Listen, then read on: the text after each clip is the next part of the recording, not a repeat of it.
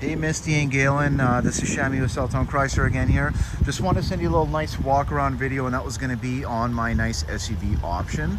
Now, obviously again, I know when it comes to this one, there is a little bit to think about the negative equity, but this is another one that would definitely work for you. It is a really low kilometer 2017 Dodge Journey Crossroad. How low are the kilometers there? They're about 57,442. So definitely very, very low, especially for the year. And it really does look nice. Honestly, it's got a really nice look. DVD package. It does have the leather and the cloth mix. So you're going to have a lot of what you're already used to when it comes to the RT. Now this one does have obviously a little bit more of a blacked out grille. You will see that it does have your LEDs underneath. It does have one little blemish just on the front here. I don't know if you can see that. I just gave it a wash, but it has just a little bit of faint, small little blemish. Honestly, a little bit of hand polish will take that right out. Now you do also see on this one, you do got kind of more of those smoked headlights, those really nice upgraded rims, and obviously the paint color. So the black on black always looks nice, and this one's sitting on some really nice Kumos. Some really nice Kumo tires. Sorry if the light glares a little bit there for you, but it does have a sunroof. You do got the parking sensors again, just like your RT. You have the dual exhaust. This one does have your backup camera as well. And just pop the back here. So one thing is, this does not have the power tailgate, but it does have obviously quite a bit of space. So not only do you get a little bit of room in here, and your spare tire is going to be underneath the vehicle, but you do also have these seats for the third row. Now typically they're not going to be used much, just like these ones seem to be, but it's really nice that you have the option of that third row if you are going to be using it, and if not, tons of space. So you do have quite a bit, let me get that glare out, quite a bit of space in the back. You do have a nice some tie downs and what have you in the back, a little 12-volt DC outlet, but really nice vehicle, honestly. I mean, it is black, obviously that's why I wanted to wash it. So you will find that you do have a few little small scuffs back here, which is pretty small in the grand scope of things here, and then you also do have another small little one, which might be hard to pick out, just in the back there on the tailgate. But other than that, I think we have just one small one here. Now stuff like this, again, I used to detail cars when I was younger. I personally know myself, I could take care of a lot of these quite easily. Now obviously maybe not 100% eliminated, but definitely would be able to get them at least 85-90% better. Now in the back, just so you have an idea, this one is super clean. So if you look at the condition of the interior, like I don't even believe these rear seats were used much. Very nice shape. The headliner is nice as well, hasn't been smoked in. And then, I mean, this does have that nice DVD package in the back, your climate controls, and also a nice full proper plug-in, and obviously another DC outlet. Rubber mats on this one as well on both sides. And as I mentioned to you, like the interior on this one, you know, the kilometers are usually a pretty nice giveaway of kind of how a vehicle's been looked after, and low for the year, and obviously the condition on the interior, it looks like this one was really, really well taken care of.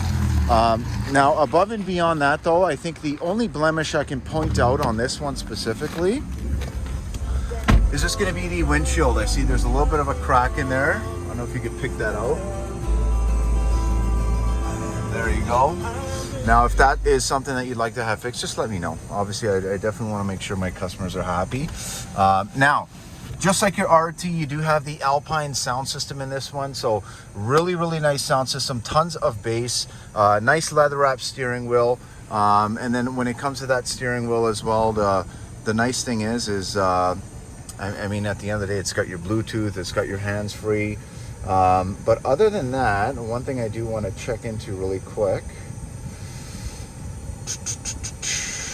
One second here. So it seems like maybe the one thing I might be missing on this one is just going to be the heated seats and the heated wheel. Now, obviously, when it comes to heated seats, that's definitely something that's quite easy to put in there. We do it all the time. The nice thing is it does have your nice navigation. Obviously push button ignition, you got the buttons on the door handles, smart access, air conditioning, your heat, and obviously when it comes to the LCD screen with that 57,442 on the odometer.